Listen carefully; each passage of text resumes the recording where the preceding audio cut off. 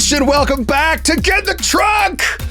The greatest Delta Green game playthrough of all time. That was really smoothly said. A game playthrough. Yeah. You know what we call it, the old GP. What's going on, guys? It's great to get back together and hang out, play a little Impossible Landscapes. Skid, how you feeling today? You've had some slight technical issues as we got started, which always brings everybody into the best mood to start playing a virtual game. I'll tell you what else is boosting my mood here. I said I would stop complaining about this, but I pulled it. Summer's here. I pulled out my thermometer. Oh my God, it's 84 degrees in your place right now? And 58% humidity, which is very low for down here. Oh my God. Yeah. Well, you are in the middle of a desert, it looks like. Yes. I think that's pretty temperate for a desert. Honestly, Skid, okay, here's my idea. Don't change anything about what's going on with the temp, but start charging people to come over and then just put on like a YouTube yoga video. Boom, hot yoga. Now you're making a ton of money. That's you don't great. even care that it's hot. I think that's the solution to all your problems. Yes, that's great. Yes, and baby goats in your home. Add them in. They don't have control over their sphincters, but people like them. Do you have a method for me to appear emotionally invested in this show for 2 hours? Not right now, not at this moment. The appearance is what's key, not the actual. I'm gonna try. It's like I keep thinking it's like I'm not working in a Russian coal mine. It gets pretty hot down there. It's like I'm pretty lucky there, but a Russian coal miner doesn't have to look like they're having fun while they're working. They just have to get the job done. Dispassionate. Oh man, it is. Oh, God, is your apartment zoned for hot yoga? That would be my first question. I'm so short. It's like Nam. I'm so short, man. Short time, man. I'm short. I'm just like 2 wake ups and a Huey, and I'm out of here. So I don't want to look into the zoning thing. I just take up too much of my precious time. Well, you are trying to move, so hopefully there's a new place in your future with air conditioning, which would just be such a huge upgrade. I think we all feel that way this time of year. It's middle of the summer. We are. I am in a better situation in this new office than I was in my last office in the house. I changed rooms with my son, so I got a playroom and he got a bedroom. And this is slightly better for sure than the other one was because it was upstairs. So but I'd start out fine. Like, I mean, you starting out at 84 is horrible. I would start out fine, but by the end of an episode, it is disgusting in here. And, it doesn't help when your apartment's that temperature anyway, and then you add a computer, a camera, and lighting, and monitors, multiple monitors, and it's just like, whoa, just like radiating heat into your face. And trying to sorry, go ahead. I was going to say the Delta Green missions aren't helping either. Like that shit's intense. I know. Just like that's the thing is like, this is the most emotionally sort of weighty show that we do. And it's just like, it's one thing if we're just like, oh, I'm a knoll and I'm yelling at people. It's like this. That's one thing. But like having to like really be seriously kind of inhabiting these insane characters in the world that they live in is I know. It's great. We've gotten away from a few of the Bond aspects this late into the adventure, which is normal for any paced Delta Green adventure. It's like you got to kind of move on from that at a certain point. It's not totally gone, obviously. There's still a lot of that stuff happening. But I recall several negative reviews for this show from people where the comments were like, I just don't understand why anyone wants to play this. It's just basically like real life stress, like trying to like maintain your domestic relationships while working a dangerous and difficult job or whatever. And like just for an hour and a half, it's like people complaining that like they didn't get back to their husband in time. Like I think I'd rather be a knoll paying for things in hay and killing anybody that argues with me. Like, I see your point. I do. But it's an interesting place that we're in now as you guys start to cross over into territory where you're really exploring I'm not going to say insane. I'm not saying it at all, because that is just not, that is what other people might say it is if they witnessed the kind of things that Neal is doing. However, all it really is, perhaps, is an altered understanding of what reality actually is. That is very, could in some ways be more insightful, right? It gives you a different way of looking at these things. And yes, I know that the emotional stress can be a little bit weighty, but thankfully we have a Roger Comstone to make sure that we get that comic relief. It's the only thing that makes it bearable. The only thing we found that makes it bearable is the Roger Comstone. Troy, how you feeling today, buddy? It's freezing in my room. I'm so cold. Wow. Look at you. Look, it must be nice. He's got a hoodie on. Shawl. Yeah. I can see his breath. I'm like, Would you like some hot tea? Cold. I can see his breath.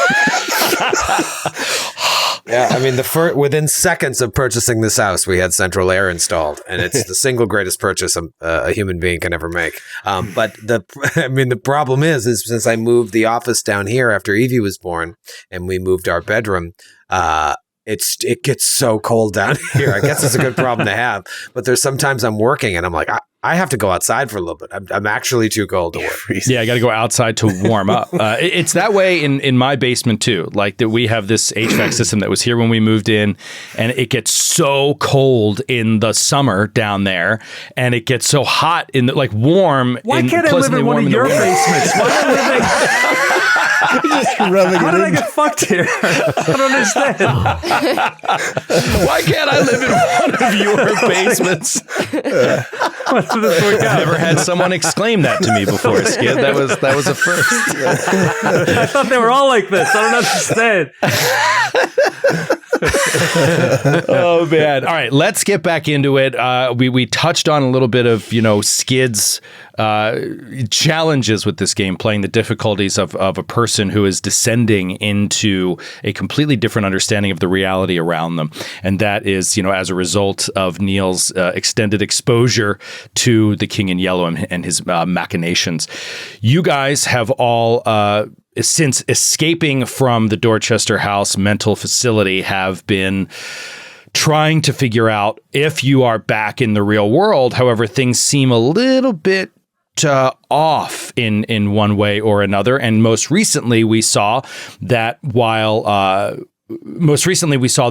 all of you have been identified and named by your actual names by Dr. Richard Dallin, the head of the Dorchester House hospital, and he has put it out to the police that you are escaped mental patients that could be armed and dangerous, should be considered armed and dangerous, and that he desperately wants you returned to his facility. Now, I did kind of hand wave over that a little bit, but that's because as an audience and as players, you guys all saw that scene as a post-credit scene at the end of season 5. Well, it turns out it's really the next day that this actually happened. So the next day after you wake up in this strange house, also in the Dorchester neighborhood-ish, it was, Copley? Not Copley. Cadman? Copley. Codman? Codman Square. Codman. As you wake up there, and you find out by the next day that the word is out. Well, unfortunately, Bobby has succumbed to some injury that he received while in the night world.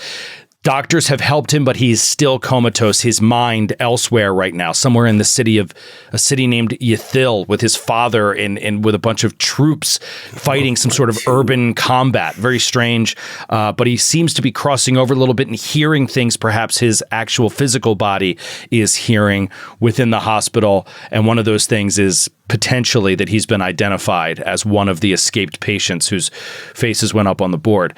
Roger saw this. Vicki and Neal have not yet. Roger saw this on a antenna television at a newsstand by the park. You said there was a park, Troy. I can't remember the name of it, by a little city park. Public Gardens. Yeah, Public Gardens. And from that television broadcast, Roger realized that their names and likenesses are out there, and now it's a manhunt. And so he steals a car, gets Vicki and Neal into it, gets to his Airbnb, drops them off, and then goes to ditch the car and hopefully find a new one. And that is when he picked a poor, unfortunate soul that happened to be driving his new Acura to his job. Roger got him out of the car and convinced. Backstory on this guy. I want to know everything about this guy. Yeah, what was his day like before he met Roger? Yeah, I want to know the details of his day. Like, where I was hope he he dressed beats up? his Was he wife. working? I hope he does something terrible. Anything like that would make us feel better, for sure. You see, as Roger then just hits him on the back of the head, pistol whips him as he tries to run away from Roger. Roger hits him with a pistol, knocks him out, not out cold. The guy is moaning on the ground, and we see just like a wallet falls out of his pants with like 4 pictures of children falling out of the wallet.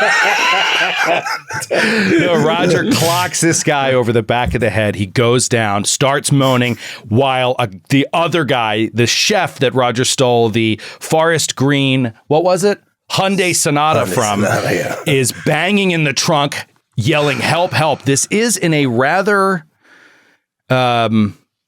not abandoned, but quiet and not touched area behind a couple buildings in a small parking lot with an alleyway entrance to the street. So there are no other witnesses at this time. But after Roger knocked him out, we're going to cut away and cut into Roger's Airbnb. I want to follow up and check up on Vicki and Neal, who got out of that Hyundai Sonata just a few moments ago, went into Roger's Airbnb, and he told them, change your appearance. You need to look like someone different. Let's start it off with Vicki and Neal. Skid, let's go right to you and talk about Neal. What's going through Neal's head at this point? Neal is going to go into the bathroom and start running the water. He's going to pull out his medical bag. Mm-hmm. And are there like razors or anything in the bathroom in the Airbnb? Let's see. Yes. Okay. There are some like discarded Gillette like cartridges basically. Okay. So he starts shaving his head. Whoa. He just starts like with running the water like under the sink, and he's just like my God, shaves his whole head. And what's Vicki doing during this time? We see Neal with like a shaky hand, just looking at himself in the mirror, pulling. Also, that's crazy skin. Neal has long hair. Yeah. That's so hard. When I got my head tattoo, like specifically, they're like, we're not going to shave it for you because you have to shave it so close to the skin to like get a good shave. They won't do it at the tattoo parlor. But it was hard to shave my head. It wasn't easy. And I was using like a little Bic razor. It's not easy. That's crazy. Yeah. Needle in the head. Needle in the head. Vicki enters the Airbnb.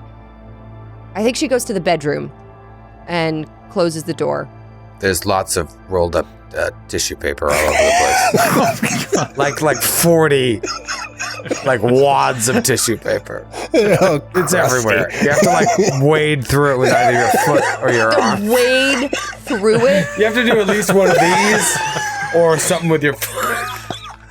I go to the it's piled 4 feet high. It looks like an art installation. You know what it is? It's a cum stump. Yeah, there it is. It's a custom. I go to the guest bedroom in the place where Roger has not been sleeping.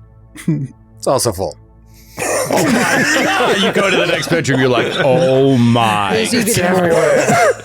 Okay. All right, I go to the bedroom. I push all of it out. It's not in the bedroom anymore. I push it out into the hallway.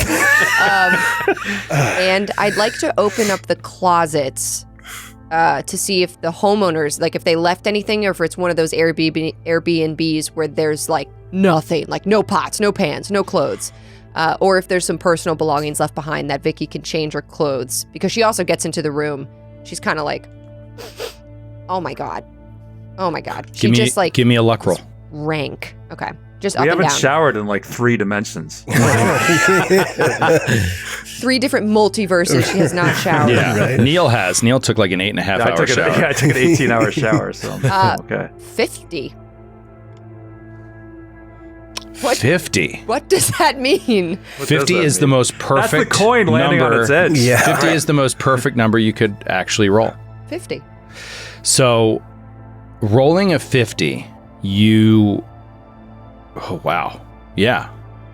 I would say this Airbnb is owned by a young woman who is about your size and has left, a few outfits in the closet. And since you rolled a 50, you can pick those outfits. What do they look like? They're all super cute. Oh, yeah. I think like Vicki is a very much like a plain-clothed person when she's not in her workwear. And it's a lot of slacks. Like she wears pantsuits to work, slacks at home. And this is all dresses, which she wears, but just isn't like a dress person. But she kind of looks and she's like sifting through looking for a pair of pants. The person has like no pants. It's like skirts, dresses, skirts, skort, dresses. Skort. And So she many kind of- culottes. no culottes. And she kind of like thinks, well, if I need to look completely different, this is a very different look. So she takes out like 3 different sundresses. And one is like floral print with ruffles, simple though, casual. Another one is like a plain blue dress and then like a yellow one. And as she's putting the dress on, As you pull out the plain blue dress, you hear a voice behind you. A voice of a woman, a young woman. And you just hear, I love that one. she turns around to the closet. Hey! Nobody's there. She starts pushing through the clothes. You're alone in this room. She shuts the closet. You recognize the voice. You spoke to this woman in a dream. It's Abigail Wright. I knew it was Yeah, the fucking blue Abby. dress too. I knew it. And I think almost like in that realization, in like a trance-like state, she like reaches for this blue dress and decides to put it on. Chills. Oh boy. She puts it on Oh boy. and Never just kind has of- the choice of a sundress made the difference between the life and death of a character Oh my before. God. Three tissues. Sorry. I was gonna say I didn't mean to say that out loud. 3 tissues fall out of the pocket. Oh my God. And there's No. a stain on the dress. no, there's no Dude, stain. there's no chance you would get such Stop. bad reviews. Don't run it under a black light. That's all I'm saying. Oh my God. And she's kind of sitting on the edge of this, queen bed, barefoot, and looks around the room, thinking, like Roger's been staying here. Interesting, a little peek into like other people when they stay. Yeah. And there's shits everywhere and there's tissues everywhere. It's disgusting. A TV in the corner, probably the source of all the whatever Roger's been doing.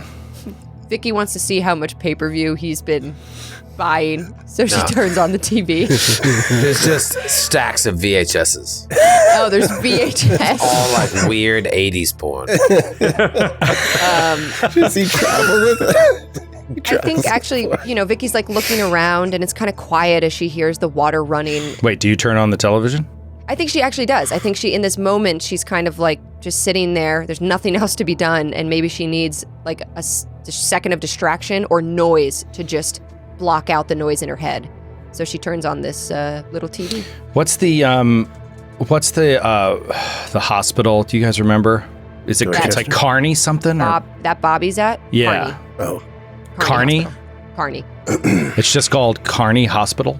That's what I wrote down. Yeah, I remember Carney it's small Hospital hands. is where Bobby has been taken. Yeah. God. I'm annoyed. Roger left it on Comedy Central. Oh, awesome. No wonder. Scrubs is on. Great. Yeah, Scrubs is on. Scrubs is always on. Love is on. That's amazing. Yes. I love this show. It's just Carney Hospital. Wow. Strange. I wrote down. It's run by carnies. It's run by carnies. It's for carnies. Run by and for carnies. By and for carnies. Nice. All hands. Maybe it was on Comedy Central, but they broke in. It's a breaking news alert as you turn on the television. You see a they often will have see a on lower Comedy third. We interrupt this short attention span theater for this breaking news. Which they often have. As Vicki turns on the television, you see it as a news program is front and center. A blue lower third, across the bottom says, mental patients missing, something along those lines. And you see police sirens, like still shots of police sirens and like yellow tape and shit. You see it's cutting to helicopters in the air, and then you see and you hear a man's voice coming over all of it. Well, we've just gotten the update here that one of the patients has been found, and then it cuts to a guy with a microphone standing, and you see there's police behind him, and he's standing in front of Kearney Hospital, and he's like, reports suggest that one of the mental patients was found on the street in the Dorchester neighborhood of Boston. He is currently in the hospital and is in a comatose state. Officers have not revealed what is going to happen to the patient, but we are standing by for news. Back to you, Jim. And then it goes back to the studio, and you see a picture, an anchor with a picture of Bobby right next to him. Jeepers. Blown. And then it just says, and then all your names and likenesses come up there saying that we're still on the lookout for 3 more. It is presumed that you guys have stabbed Bobby, tried to kill him, and ran off. And when it comes up and says Vicki Ricci, it is not you. It is a picture of Roger. It is a picture of Neal, a picture of Bobby holding a bottle, dead-faced. And then it is a picture of a woman that is not you. Looks kind of like you. Brown eyes, brown hair, similar facial structure, similar age, but not you. That is so fucking creepy. I think it's to the scariest see. thing that's happened on this show. Yeah, like Yes. what? It is actually so terrifying to firsthand know that they should be looking for you. That's worse. Yeah. Like that's I don't know what to make of that. And I don't think Vicki does either. Like that is bizarre. But then bizarre. But I think there's an inkling in Vicki's mind instantly where she thinks she must be protected. Somebody is protecting her, whether it's, the FBI or Christopher at the CIA, somebody saw something and did something to protect her. Why? She's not sure, because the Postal Inspection Service would not protect her if she broke the law. Like, I don't know. I'd be concerned that I'm not me. Okay, In the that's a state good point. that we're in, I think that would be a... Vicki also goes and looks in the mirror. You go and look in the mirror in Roger's room, and as you stand there staring at it, you can see behind you, like the back of his room, the edge of like the 3-foot pile of tissues in the distance, slightly out of focus. You look at you and you look just like you. But in the background, everything looks normal. You look normal. You feel like you're in your right mind. Give me a sanity check. Oh, God. It's my sanity right now. It's still pretty good. And It's they still so high because you don't fail rolls, you cheating piece of shit. My sanity is currently it's at a 56. Let's Jesus. see. 56. One character, Delta Green, for 3 years. You're at a 56. 49. Success. Whoa. So you do not lose any sanity, and you are convinced somebody is helping you. And they have all of our names, right? They're just not like these 4 people. No, it's our full real names. That's crazy. Can I do some sort of check? I don't know what it would be, and maybe I just need to call Christopher to find out this information, but could Vicki do like a criminology or maybe not human, forensics, I don't know, a check to see if that's even a possibility in the realm of her knowledge of Christopher and his ties to the CIA? Is there any, way that he would be able to do that to help me. Yeah. Okay. It's possible. Okay, you're just telling me, like, it is possible. It's not, like, out of the realm of reality. It is not out of the realm of reality. Yeah, mostly that's Sydney asking because I don't know how that works in the real world. I know the CIA covers stuff up all the time. Sure. But yeah, okay. It's not out of the realm of reality. It's also extremely bizarre. If you think of it logically, it's like, well, why didn't they just remove your name entirely if they had any kind of ability to doctor this or at all? She's getting a little sweaty, even though she's in a sundress in an air-conditioned room, and she's going to go to the bathroom door and knock on it. Neal? Neal? It's taken me a while, so... Yeah, Neal! he does not respond. Neal, open this door. You hear the water running. Neal, I need you to look at me and tell me if you... Neal! He's She about walks halfway back. done. In the Airbnb, is there a phone? Is there a landline? A landline that you can just use for Should I make a luck roll? long distance? Sure. Go ahead, make a luck Let's see. roll. I rolled a 50 before. Let's see. 14. God, nice. Yeah, look at you. Oh, These are good. This place is rolls. hooked up. Yeah, there's a Metal phone. dice You pick don't it up, and it's got a roll. dial tone. Okay. I'm going to call Christopher. I know his number from memory. What if they're like monitoring his number?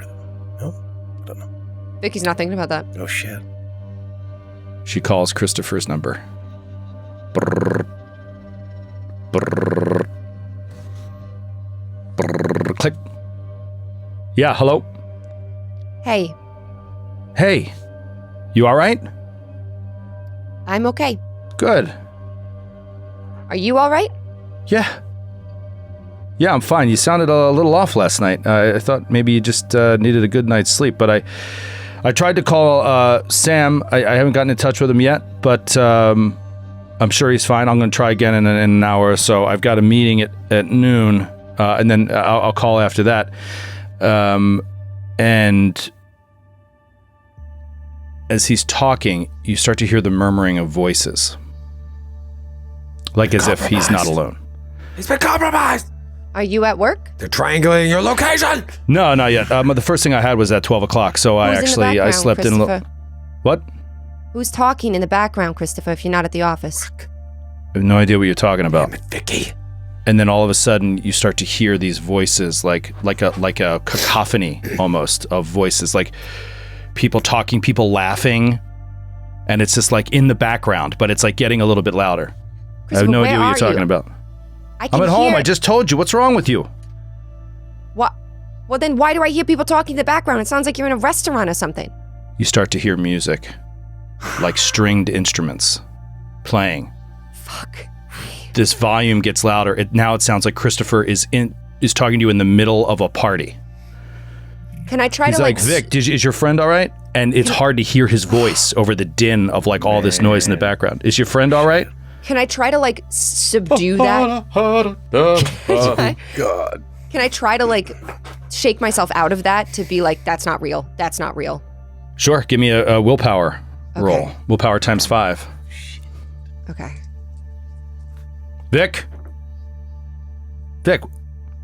what's going on? 83 over 50. You hear his voice, and now it's becoming so like overwhelming. This like the sounds of a party. It sounds like he is talking to you and like can't hear anything you're saying, and you can't hear anything he's saying as this party is increasing in volume.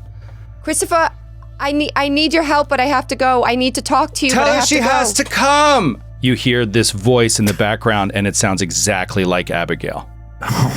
Tell her we're waiting. Vic, I have to go, Christopher. Are you there? I have to go. I have to go. What's going on? I hang up. I hang up. Oh my god. And then I'm like, finger in the ear, like trying to like. It feels like I have spiders in my brain. And let's cut away from that because that's horrifying. And she's in the best shape mentally out of all of us. She's by having far. it. Such a hard time. I can't imagine what it's like for you, Neal. My God. Now let's return to a way less horrifying scene. On the streets of Boston in broad daylight, a man is bleeding out of his head, face down on the ground. Rogers just pistol whipped him, knocked him out. Another guy's in the trunk, banging, screaming for help. The sound isn't traveling that far, but it's traveling a little bit. Roger, what do you do? You've had a week, buddy. What do you do? What's the plan? I haven't thought about it until just Neal and Vicki started talking. I knew you were going to say exactly that, and I appreciate that. Let's keep it going on the fly. Our role play is so good that you were just like, and that's the thing is, when they start, I'm just gonna start thinking of something, and then I was just so engrossed that here we are. Here we are. So, but you know what? That's great though, because it mimics what Roger's actually dealing with. Like he's just acting. He's just acting, reacting.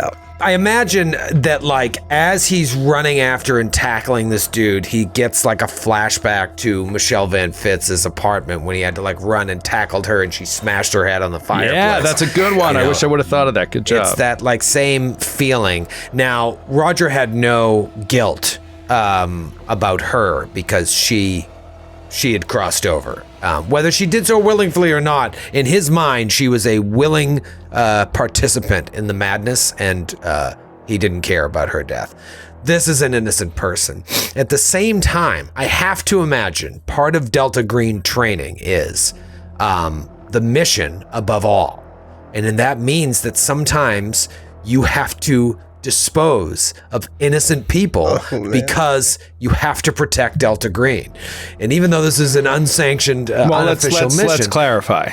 Not that you have to protect Delta Green. You have to protect all of humanity from the threats of the supernatural, which sometimes people on their way to work just got to die in order to save all of humanity.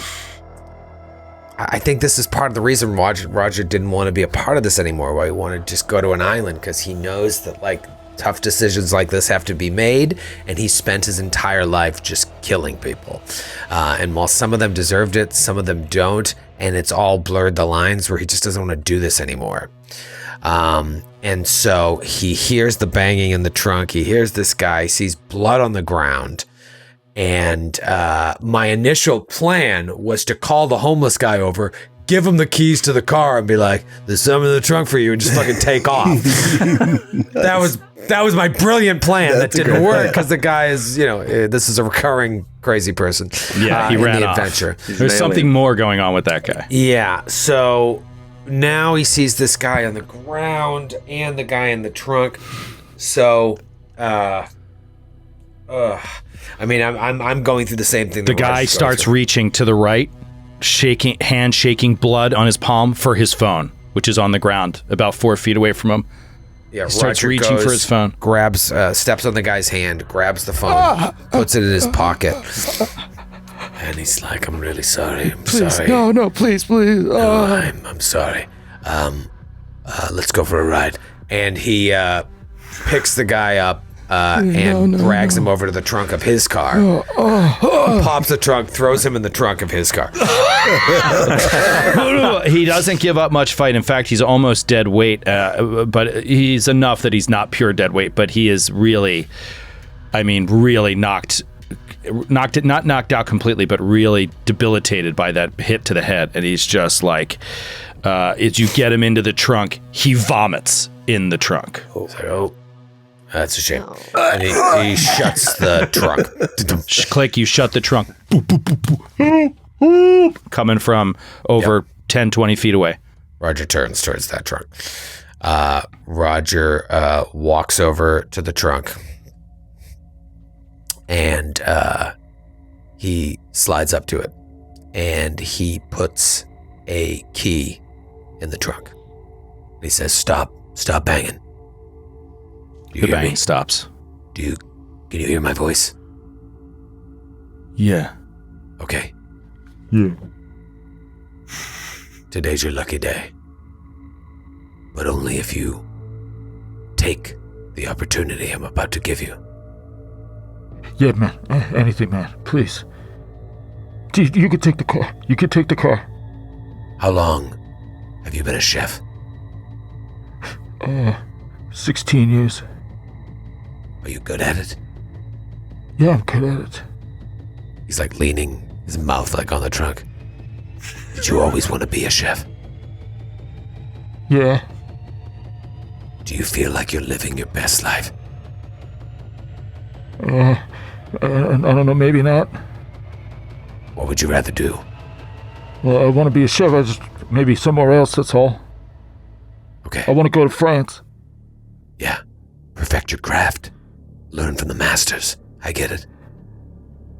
So here's what I'm going to offer you. I'm going to offer you a second chance at life. I'm going to pop open this trunk. And I don't want you to open the trunk until you hear a car leave. When you hear a car leave, I want you to count to 100. And then I want you to get in the driver's seat. Drive home. Buy a ticket to France. One way. Not many people get this opportunity. Do you understand? Yeah, definitely. 100 seconds. If you don't, you will not make it to France. You will not make it home. And your car will forever have expired registration. Oh, fuck, I meant to deal with that. You gotta get your shit together, man. Dude, I've been working doubles like week in and week out I hear you. for like 2 months. I used to work doubles, triples. I'm sorry that this had to happen to you today. But I beg of you, do not open up that trunk until 100 seconds after you hear a car drive off. Please, I want to see you go to France. Learn from the masters. Nitty-gritty. Kill him! You just hear from the trunk. Please, You can't let this Stop it. infection spread to Lock France. the door. please stop. Stop it. Stop it, sir. And Roger will go over to the driver's side, wipe down prints everywhere, steering wheel, handles, like anything that could have his prints on it.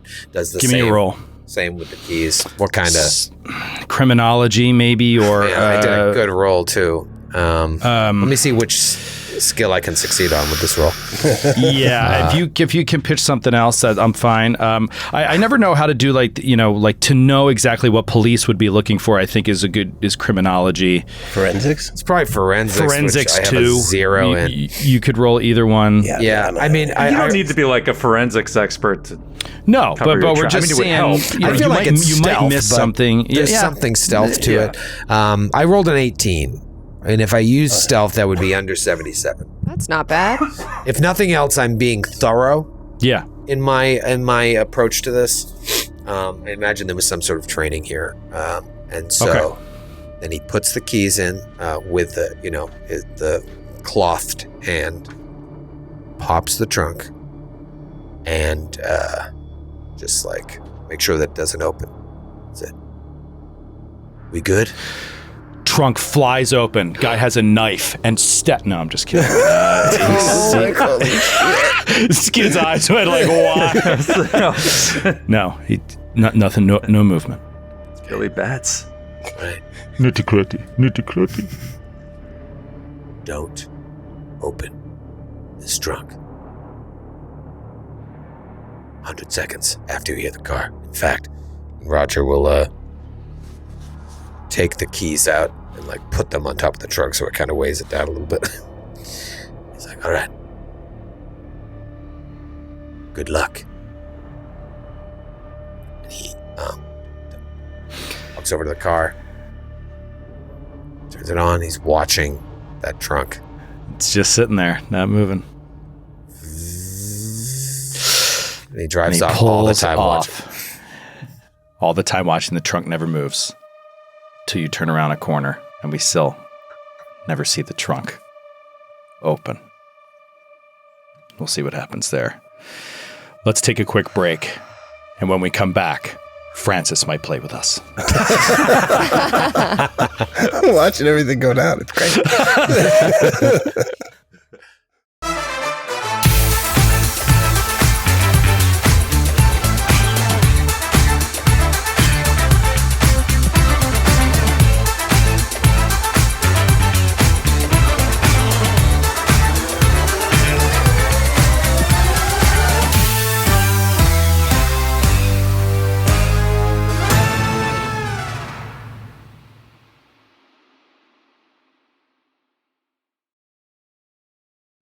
And we're back, taking a quick break after Roger Comstone gets away in another car with a different guy in the trunk to presumably return to Neal and Vicki. But first, let's check in with our good buddy Francis, and particularly Bobby Walford, who, when last we left Bobby, which was last week, had cleared out this particular one of the locations on this street where his father, Colonel Walford, was trying to set up some sort of ad hoc encampment to be safe for a little bit from all of these attacks in the city of Yathil.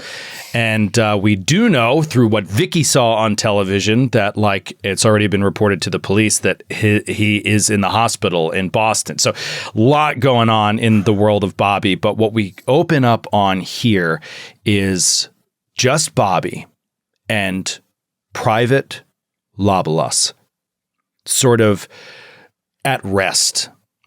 You guys are in this same building that you had cleared out. No more voices. You're not hearing anything. The building's a little bit beat up, but maybe you guys managed to find a couple of pieces of furniture that had been laying around, and you're actually able to sit down in some, like, battered, covered in dust, but once probably very nice plush chair. And same thing with Lavallee, and he's fiddling with this radio. And you're sitting there and you're eating. Like you're eating like a ration. MRE. And maybe drinking some water. And we come up on the scene and it's just the two of you in the room. And he's fussing with the radio. I'm trying to get this signal. I had it before and I can't find it. They've been broadcasting it pretty regular. So whenever I go to that frequency, I can bring it up for you. But I just want to make sure that you get a chance to decode this thing. Did you ever write it down? Bobby's still just kind of zoned out, like wondering what he's been hearing, where he is, what is even going on. And he remembers he's supposed to decode their codes, and he tries to just think on the spot. Yes. No. I have a general I'll try to sense. find it for you. I'll try to find it for you, and we can. All right. Yeah, they were broadcasting it regular, but I don't know. Maybe they're under attack at the moment or something. I'll keep working on it. And he's fiddling with it. He just kind of turns to you. Maybe a minute passes in silence. You're eating a ration. You're drinking some water out of a beat up old World War II canteen. And he's just like, "Can I ask you something, Bobby?" Yeah. What's the last thing you remember before we were here? You know, in this city? Bobby just stares at him, trying to get a sense of what he means. He's got this helmet, World War II helmet, kind of over his eyes. He's covered in sweat and dust. He kind of pushes the helmet up to get a better look at you. His eyes blinking, innocent, young guy. And Bobby doesn't recognize this guy at all, right? Like, from anywhere in his... Okay. No.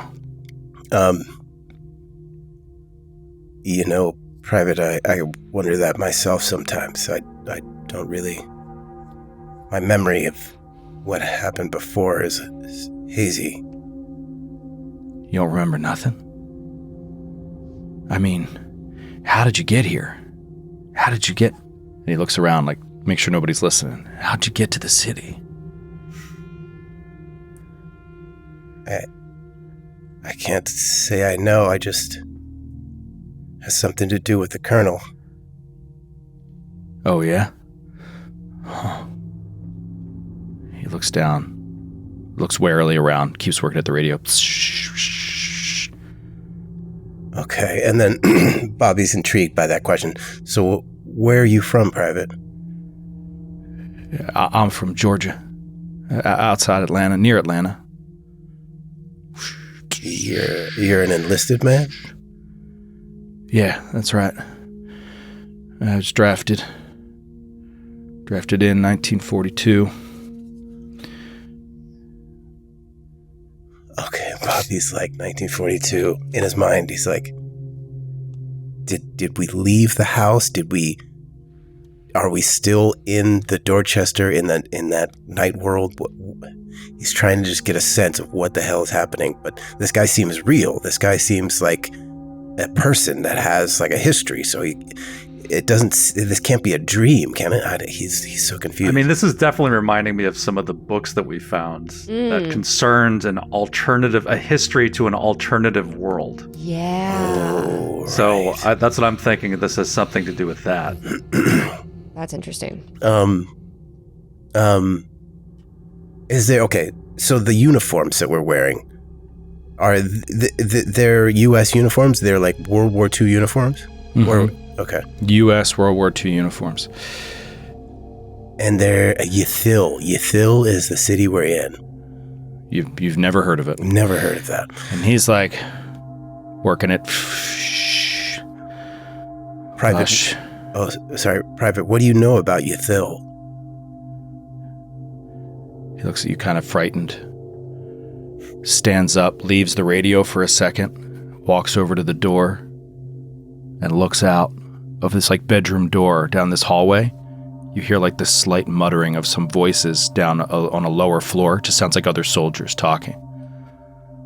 And he leans back and closes the door. He turns back toward you. He's like, I don't know shit about this city, man. I don't know how the hell I got here. I was in France. I was fighting in France. Walks back over toward the radio. I was at the Chateau de Portes. I don't know how the hell they say it. And we were under fire, and well, I caught a strange transmission, one that I needed to bring to my CO, and it was really strange. It didn't make no sense, talking about a palace, and I just didn't know what they meant, so I reported it quick. But then we came under heavy fire. And I felt like something hit me, like in my head. And then the next thing I knew, I was with the colonel. I was here, and he was going on and on about this palace.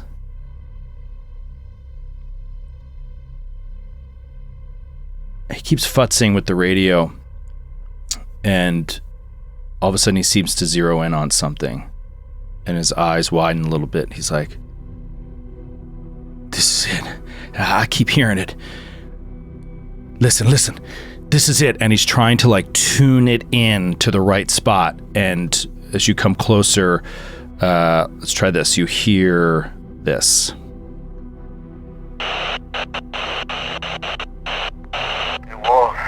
It was, yeah. Last thing I did before I shipped out. Saw a play.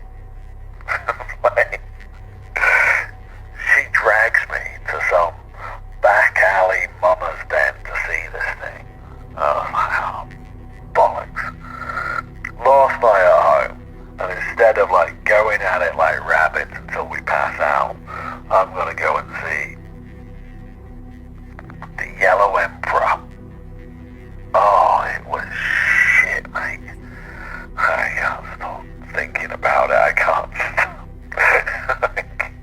stop. That's why I'm here, I guess. 1 minute, I'm in France making sure that they don't just hoist a white flag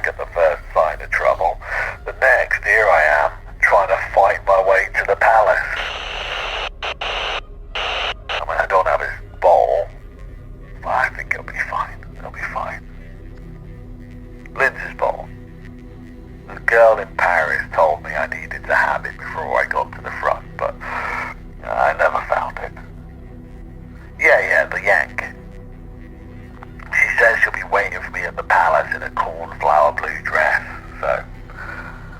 Well, maybe I'll get my leg over after all, eh? That's what I heard. And I reported it. I didn't know if that palace was some kind of marker, some kind of enemy stronghold or something. The next thing I knew, I was here. And I don't remember how I got here. That's why I was asking you if you remembered. All right. Bobby heard the name Lince, and it came back to him. Lince, the bottle, the night floors, it's all coming back to him. And he's realizing that this is related to where they were in the Dorchester, where they were, and he's trying to just get his bearings. He's like, okay. And he's trying to remember the guy that they spoke to in the night floors, who was like the insurance salesman, just trying to like get a sense of like, you know, the fact that there are people like who are like stuck in that world. Rourke, yeah. Mark Rourke. Because he was also like out of the same time era, wasn't he? Like, Okay. All right. So, So we're back in the night world, basically. That's what Bobby's kind of putting together. He's just trying to situate himself so they can get like a bearing on what the hell's going on and what the hell he's meant to be doing here. Did you hear anything about a palace or a yellow emperor or anything like a play before you came here? Yeah, Private, that does sound right. I know that name. And I know that name, Lince. You know that name? I do. No one knew that name. I do. Who is he? And what's this about his bottle? It's better I speak to the Colonel about this. It's still kind of sketchy, but I think I need to speak to the Colonel. All right. And he starts to get caught up with it again, with the code again. He's like, wait, before you go, I found it. Hold on. And he's like zeroing in on it and starts coming through again. And you start hearing these fading up, these numbers again. 3, 2, 1, takes 4, 9, 5, 7, 8, takes 4, 2, 9. What is Bobby doing? He's writing these numbers down. Okay. I can't hear them all. Hold on. And they keep repeating on a loop. And, and then it goes out. So you start writing these numbers down, and, you have to get it all from my broadcast there. Right. Bobby can obviously have a pretty good jump on it, but, and there's breaks in the numbers, and it seems to be 4, 2, 9, 2, 1, 0, 3, 2, 1, 6, 4, 9, 5, 4, 7, 8, 6. There you go, Sid, and then it repeats. I have it. I scroll back, Francis. I wrote these numbers down. Oh, really? You badass. Oh, nice. Way back when. I was like, I knew those sounded familiar from when we were hearing that in the night floors, right? I have heard through the backpack radio. Yeah. And I wrote it all down then, and I still don't understand why. How cool is that? Okay. Bottle cap. That's fucking fantastic. Bottle cap. Do I actually get a bottle cap? Yeah, why not? Woo! That gives you 2. Yeah, she's got like the You most still haven't used your other one. I have my other one. I'm saving them. Your bottle caps for this will be old school rules in that you can use it for any die roll, but you can only use it before the die roll, and then you roll twice and take the better result. All right, so let's go back to you, Bobby. Hearing this, writing it down, looking at it again, trying to piece together. You're starting to understand somewhat what's happening here as much as anyone can. Right. That you're still in some way connected to this whole stream that goes all the way back to the night world, the night floors. The night floors. The night floors. One of those numbers is 95. You experienced this in 1995. You remember it was in 1995 that you were first summoned into this case, and we're going to this apartment. Give me a SIGINT roll. Ooh, God. Okay, I got some good SIGINT. SIGINT. Sid, could you put the numbers in the chat? Could you put the numbers in the chat? Oh, yeah, that would be great. Absolutely. Ooh, 17 under 43. Whoa! 95 is one of the numbers. You think I was there? I was there in 95. I don't know if that has anything to do with any. Mm-hmm. And then you look above it, and you see that the number before 95 is 64. 64. And you remember, because this was a big part of that case, June 4th is the date that the police entered Abigail Wright's apartment, the first day she was officially missing. Oh my God. 6495. Wow. What? You start thinking about her, and you start thinking about the building. The McAllister building. I had Dorchester House in my head over and over again. The McAllister building. You start thinking of the McAllister building. You look up from 64 and 95, and you see 210. That was the address of the McAllister building. And it was on 32nd Street. The next number is 32. You're starting to put these things together when you realize with your SIGINT roll that what you go back over what you've seen since you've come into some sort of dream sequence here, and you realize that this place that they are calling Ythil is remarkably similar in its layout to Manhattan Island. What? It is a grid. It is a place that could possibly, a code that could possibly be directing you to, if you followed it to its location on 210 East 32nd Street in Manhattan, could get you to a place you need to be. God.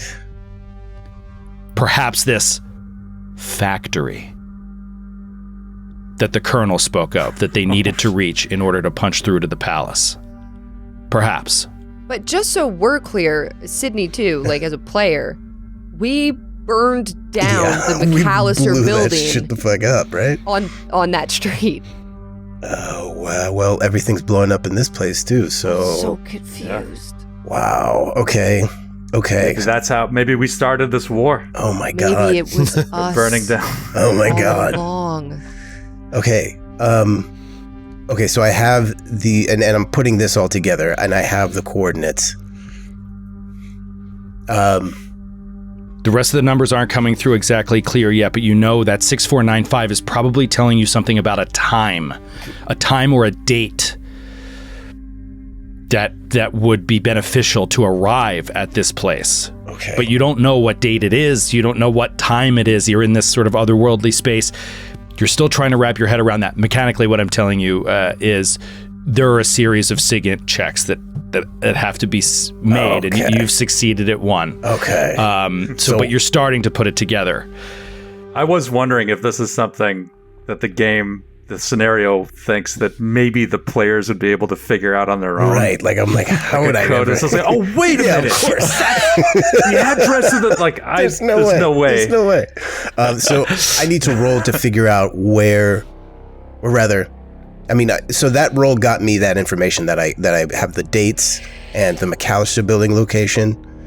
and that I understand that this you might have a pitch basically to the colonel of what this could mean. Okay. However, some of the other numbers are still eluding you. That's a dangerous thing to move forward with without more details. But it's up to you. You can go to him now and say, I have part of it. You can go to him now and say, this is what we should do, or you could wait and keep working on the code. I want to keep working on this code. I want to keep figuring out what the rest of the numbers mean. Okay. Yeah. You're going to delve back into it. Let's go back to everybody else. Oh, God. Let's return to Roger. Can we just have Roger pulling up to the Airbnb in this red Acura? You didn't have any other business to attend to before getting back. No, I didn't stop to get like a cheeseburger. By Duncan. Yeah, I don't know if I want to pull this like right in front, because if this guy, I'm hoping this guy just passes out. But I kind of have to take the temperature of the scene here. Like, has he been banging on there while I'm driving, or is he? It's pretty quiet. Yeah, it's pretty quiet. All right, I'm maybe problematically quiet. If your goal was to not kill him, drowned in his own puke. Schmoles. Schmoles. Sometimes these things tend to take care of themselves.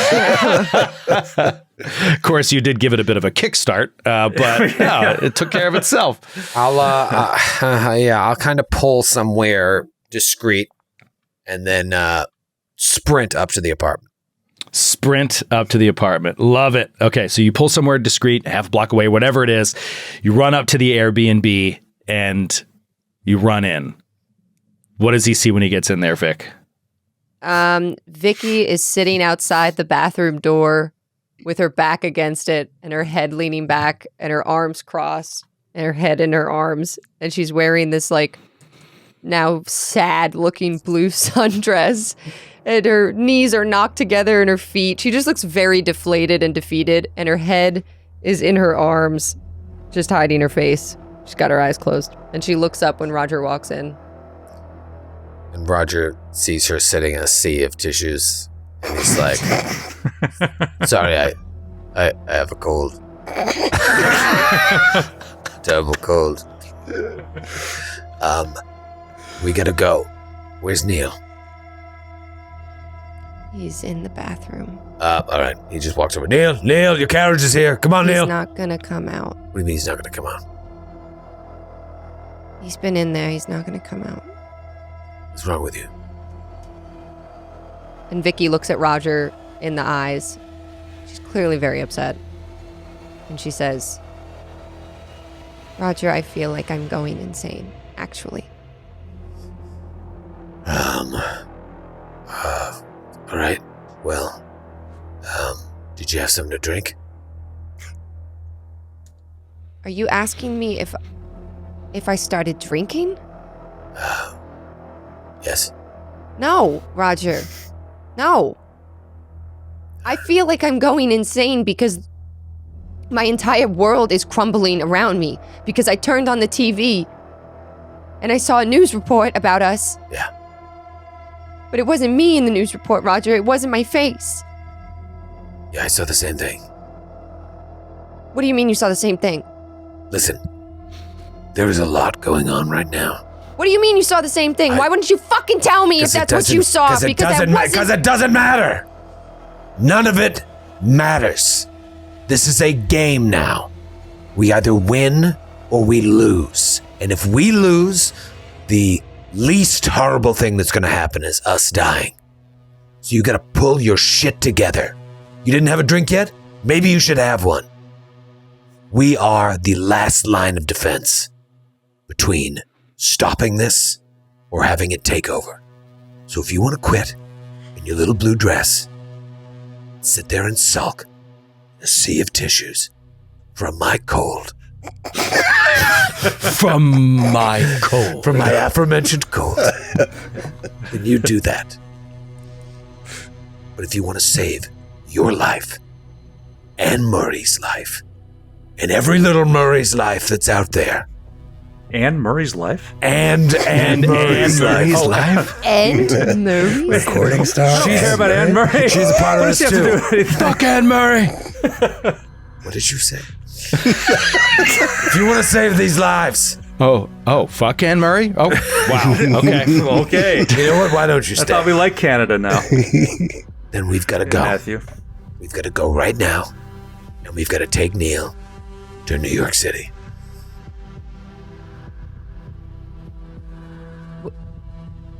And Vicki stands up, face to face with Roger. Not everyone is so fucked up like you, Roger. Not everyone can turn off their fucking humanity to save the world. We're not saving shit. If you think you're fooling yourself, you're an idiot, Roger. We are so far fucking down the rabbit hole that I can't see the fucking sky. Okay? And I will do this, and I will go back to New York because that is where I live, Roger, and that is where my family is. And that is who I am protecting. But as far as I'm concerned, I'm done.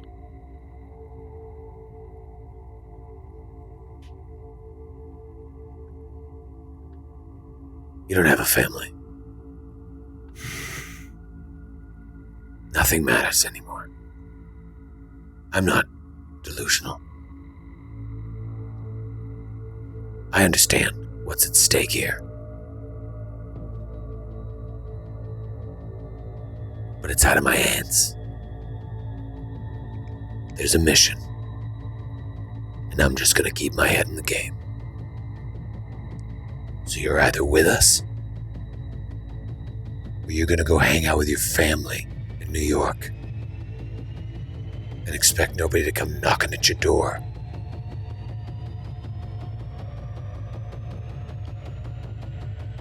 I'm with you until it's over. I'm going to put my shoes on now.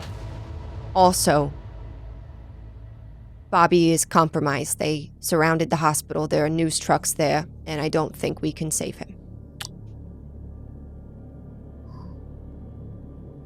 It's a bad idea taking him to the hospital. Sorry? You heard Are me. you fucking blaming me, Roger? Yes. Why don't you clean up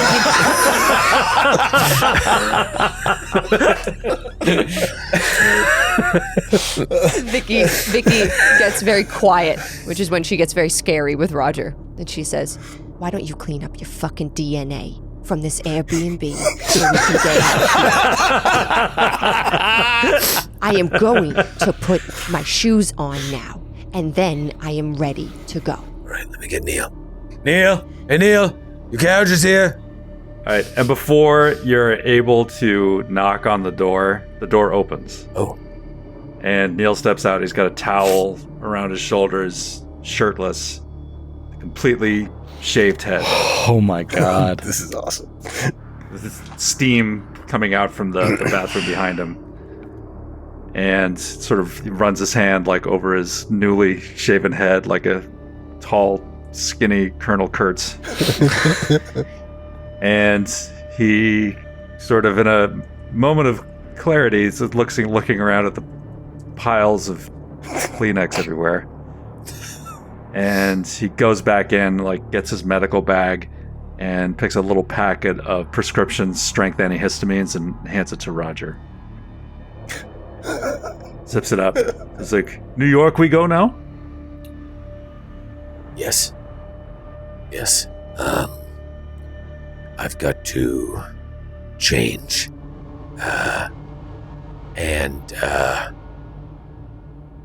Roger looks around. Is it just women's clothes here?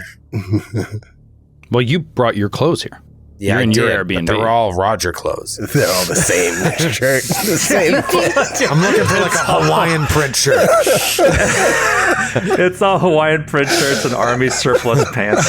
Actually, he does. He probably might have some of his Puerto Rico wear. You have whatever you brought with you. There's no man's clothes in this.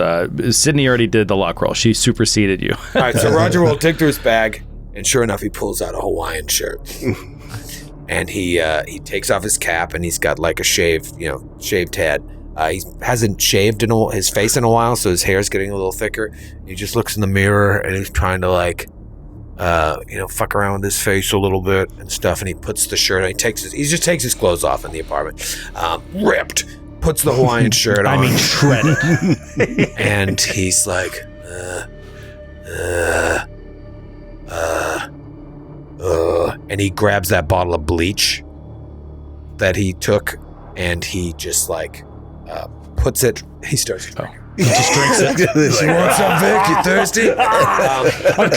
I'm keeping my head in the game. And he takes the shirt back off, and he like stoppers the sink and pours a little bit of the bleach in, and then puts a little bit of water, and then grabs some like shampoo. Like he knows what he's doing, and he looks through the things. Does the woman, the Airbnb woman, have any toiletries in there? Luck roll. What are you looking for? 22. That would be. You got what you need. All right. What do you need? So he looks for like blonde hair dye. Okay, why not? That's so specific. So she had hair. I've got. Well, In my head, I was thinking, at least as long as it's not something wildly specific and rare, and it's not really rare, but I it is think wildly there's probably specific. a lot of ladies that have blonde hair dye laying around. sure. Like, they put their own highlights in or shit. So he sees that. He unstarts. He's like, I don't need the fucking bleach. He takes the blonde hair dye and just does like a quick dye job on his on his dark hair to like make his hair blonde, and then like shampoos it out. It's lightened a little bit. The other guy's like, Hold on. hold on. You're looking in the mirror.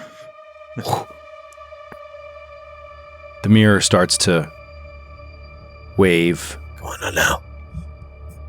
It starts to move almost like it's water. As you're pulling your head through your hair, and you start to see the mirror like ripple. Stop it. Stop He it. looks in the mirror, and you see your face rippling a little bit. Pull it together. Shake it off. You look again. The mirror seems like it is. What is it? Like quicksilver or something? What's it called? Like it looks like it's like liquid. Like mercury. Mercury. Yes, Yeah. like mercury. Yeah. It looks like it's like mercury, and you're seeing your Liquid reflection metal. in it. He's trying to like get a quick dye job done, just to super lighten his hair, and he reaches out to like touch the mirror. Oh, that's what that did in the Matrix. You're not supposed to do that. And just like the Matrix, your finger sinks into the mirror and starts to go inside of it. And then it goes like and comes around your fingers. And you feel like your fingers are beyond the mirror. And then it's rippling out from your fingers. And you can still see your reflection. He like sticks his other hand in and tries to open and look. As you peel, it's like water. It fills in, and you just see your reflection again. You just see your reflection again. But your hand seems to pass through into another space. Give me a sanity roll. Oh boy. I swear to God, if Roger jumps through the mirror, Yeah, This like is going to be disappears. real close. I'd be We are pissed. through the looking glass here. Shit. My current... Let's see how close. This doesn't seem right. This has my current at 62. It could be. You were really high. It was pretty high. And Yeah. then remember, when you got to the house, everybody healed. But I feel like you didn't get everybody healed 2d6 sanity when you got to the house. But I don't recall you having a particularly high roll. And I did get something last season that boosted my sanity, if you remember. I succeeded on this. it was the when they took that shit out of they took the patsu out of your eye. Right. Oh, yeah. It boosted your sanity. Yeah. So there's a chance you could be right. However, there is something that we missed that I believe we missed. I think we missed twice now, which is, and this is wild. Last week, I swear, unless I'm messing something up, last week in the break, I was like, Roger's going to take sanity damage when we come back from this break. And then I think I forgot to roll your sanity damage. That's right. Yeah. And now, all right, so now I'm looking. I forgot. I have two sheets. I have Cumstone, and then I have Cumstone Year 1. Okay, so it would not be the year one, right? That's the Cumstone Year 1 is what you started this adventure with. Yeah, in 95. But you know what? I just realized I've been making some massive errors. No way. But this one says my current sanity is 41, and that seems more like That sounds more right. right. But I feel like I fucked it up. Well, I rolled a 47. I gotta go back and figure this out. Okay. Well, either way, that's a failure. Either way, you take 1 point of sanity damage from the other incident. That was a roll, and I rolled minimum, so you got lucky there. So take a point, and then you get another point of sanity damage from witnessing what's happening here with this mirror. Okay. Yeah, no, I think that one, that's right. All right, so that's going to bring me down to 60. It's possible it's a little less, but I'll figure it out. Yeah. Because this is cheat is the one that's been If I had to updated. guess, I'd say you were in the high 40s, low 50s, similar to Vicki. Yeah. So I think 62 sounds a little bit wrong. I also think 41 sounds wrong. So Yeah. I think we got to split the difference and there. my breaking point hadn't changed, so I fucked up my sheets. Yeah. Okay. Okay. Sorry. So Neal. how does this sanity loss manifest itself? Your hand goes beyond the mirror. What do you do? He just calls Neal. Neal. Dr. Neal. Yes. What does this look like to you? I look at the mirror. Looks like a regular bathroom mirror. You've been using it for a while now, shaving your head. It's a completely regular bathroom mirror. Looks younger. Does this look normal to you? To get used to a long time will take. Do you see this? And he tries to put his hand through the mirror again. Your hand goes through the mirror, and Neal, you see his hand pass right into the mirror, as if it's vanishing. Oh, okay. Give me a sanity roll. God. Sorry, Neal. What the hell? I'm sorry, Neal. I didn't mean to bring you into this. 90. 90. So you lose another 1 point Roger, of sanity. look what you've done. Stop talking to Neal. In that moment, how about this, Skid? He puts his hand through the mirror, and in that moment, you see in a reflection from the mirror behind Roger, the towel rack where you had just thrown your towel, and you just see hanging is the towel that you had just used, and embroidered on it is the B of Hotel Broad Alban. Oh. Oh, wait. Can we get to it? So I touch like Robert on the shoulder, or Roger on the shoulder, and I try to like kind of gently push him away from the mirror. Your hand comes back through. There is something beyond that mirror, Roger. You feel almost like air, kind of, but nothing else. Maybe slightly cold, but nothing else. And as he pulls you back out, your hand comes right back out. And I if I get enough room to do it, I'm gonna grab the frame and like push my head through the mirror. You grab the frame, and as your forehead touches the glass, it presses up against it, just like it's a regular mirror. Nothing happens. And you see this like sweat stain on the mirror for a moment. Fuck. Roger climbs up onto the sink.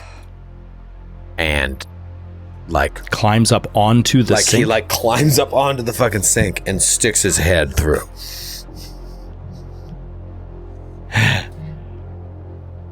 Roger pokes his head through the mirror, and it passes through as if it is liquid. Blah, blah, blah, blah, blah. And as it gets past your ears, all sound stops. You open your eyes, and you see an unending sea of blackness in every direction. This faint wind touching your skin, and a chill. As you look around, you see far in the distance small squares of light, like small windows very far away. Almost like stars, but they're close enough that you can see that they're squares and rectangles, but they're very distant. It feels like a vacuum of extra-dimensional space, except for this weird wind, light breeze on your face.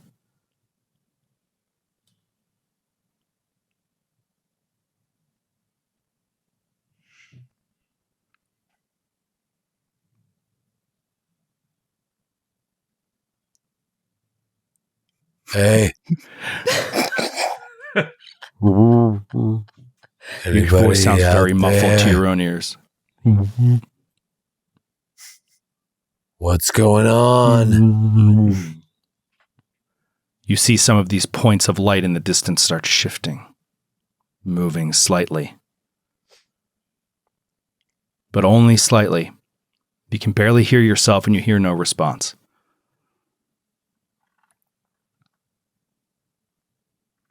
Come back into the bathroom. And the sound just comes right back. And you're in the room with Neal. And your hair is dyed. And the mirror stops looking like liquidy. It looks like a regular mirror to you, and you're seeing your straight reflection, and your hair is wet and dyed. Neal, you saw him poke his head through, and it went into the mirror. Don't tell Vicki. Why is taking so long, Roger? Let's go. I'm ready. And Roger steps out. He's wearing a Hawaiian shirt and has a blonde crew cut. And like a dark 5 o'clock shadow is starting to grow. Probably never looked more like a CIA agent, like on assignment in your life. What the fuck did you do to your hair? Do I look like Daniel Craig? No. Feel like Hunter. I kind of look like Daniel Craig. No, you don't look like Daniel Craig at all. I like Daniel Neal? Craig. Are you okay? And I'm trying to yank the mirror off the wall. Neal! I'm like, I've got my foot like up against the bathroom wall, and I'm like tugging at it. I'm trying to pull it off. Neal, I put a deposit on this place. Neal, stop. You're going to get hurt. If that breaks, you're going to get hurt, Neal. Neal, come on. Grab some tissues. Help me clean these up. Help me clean these up. We're gonna hurry. I got you. God. And he's going to stop Neal. He doesn't want to fuck up the door. Come on, Neal. All right. So he pulls Neal off of it, has Neal stop, but Neal's... Roger, I made a mechanical error, and I need you to take 4 points of sanity damage. Not 4 more, 3 more. I told you it was 1 point of sanity for fucking with the mirror. Presuming that that roll that you had was a fail. We'll go back and see if it is, but I happened to roll max sanity on it, which was 4 points. So we'll come back to that in a second, but he's getting a little on edge right now, and obviously... now, you could deflect that sanity as well on someone else as we get to the end game here. So it's up to you. Poor Steve. Poor Steve. Oh, yeah. Is he in the Airbnb? Isn't he here? I guess he is here. Oh, for God's sakes. He's just You brought him with you? Yeah. What is wrong with Who's going you? to feed him? He doesn't have any friends. Roger doesn't have any friends back home, so he's like... I thought even Steve doesn't have any Yeah, friends. I know. I was like, oh, hey. He walks over there. Hawaiian shirt, blonde hair. It's just me. It's just me. he doesn't recognize you. God, there's so much shit in here. Talk dirty to me. Talk dirty to me. Don't worry about that, Steve. We listened. Say your name's music. Vicky. Say your name's We listened to Vicky. music and watched a movie with a woman named Vicki in it. Say your name's Vicky. We watched a movie. Vicki Cristina Barcelona. I love Woody Allen. And he's just cleaning the shit out. Vicky Cristina Barcelona. Nice cover. Bird and I were watching Vicki Cristina Barcelona. Vicky stops being angry and nods. She understands. It's a great movie. It's a great movie. Yes. I'm not even mad. Yes, it is. Yes. I'm shocked to hear that Roger Cumstone's a Woody Allen fan. That's really surprising. It's not what I would picture. Maybe he likes bananas. Some of his early stuff. He does. He's got started on Bananas and Sleeper. Here's the thing. So we got to figure out the Bobby situation, but now Roger's concerned that he won't be back to this Airbnb and doesn't want to leave Steve here. So I think I'm going to take Steve with us. Yeah, Steve's on the run too. Yeah. Steve, I'm sorry. I mean, fuck it. Put Steve in the car, I guess. Yes. I don't want to run the risk of leaving him behind. Steve, I'm sorry you have to be a part of this. You didn't choose this life. But you're all I have. He looks back at Vicki. You're all I have. Come on, big guy. And he just takes the cage and says, I stole another car. And there's a body in the trunk. But we'll talk about that later. We gotta go. You guys rush out to the car. Get in. What's the plan? So Roger pulls out, looks around, and he starts driving. He's like, so, I can get on the highway here and head to New York. No problem. I can also take surface roads. I don't think it'll matter. The person that owns this car won't be reported missing until probably 7 or 8 o'clock tonight. That's the gentleman in the trunk. He's, we'll deal with him later. But, Bobby, do we leave him behind? Or do we try to clean up your mess?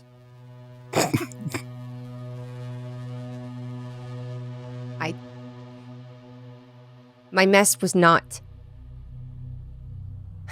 It's not my mess, Roger. I know. I saved Bobby's life by sending him to that hospital, Yes. and I did not know that we were wanted yet. How was I supposed to know that? I know. Listen, I get it. But I told you it was a bad idea. You just can't help trying to fix and then people. you... excuse me? It's in your nature. But now we got a decision to make. Sure. While I saved Bobby's life, you ran into a trench with a bottle of, what was it, bleach? Clorox. I think that's bleach. Respect the brand. Respect the brand. Respect the brand. Wasn't just any old bleach. Yeah. It's What am I, Clorox. cheap? I don't think we can get Bobby. I don't think we can go to the hospital. That is a bad idea. I also need to figure out why it's not my face on the fucking TV. And they're looking for me, but it's not me. And I called Christopher, and then I heard an orchestra. So I think we need to go. I think we need to go to New York. I think we need to figure out how to stop this thing from infecting more people, from hurting Sam, from hurting Christopher, from hurting us. So let's go. That's what you think? What? That's your decision and you feel confident in it? You are the one who just said we have to go to save everyone else. Why are you doing this to me? Why are you putting this on me, Roger? Just asking you a question. Is that the decision that you feel confident in? It's the only decision that I see working. Then let's go get Bobby. And he peels the car around and starts driving in the direction of the hospital. Wow. And we'll see you next week. Oh, you gotta break Bobby out of the hospital. Come on. Figure this out. Now, you have a week to figure that shit out. That's on you. You have a week to figure that Is out. not helping. She is going to actively try to hurt the rescue attempt. Oh my god. I slapped the tires. Oh, that was awesome. Holy shit.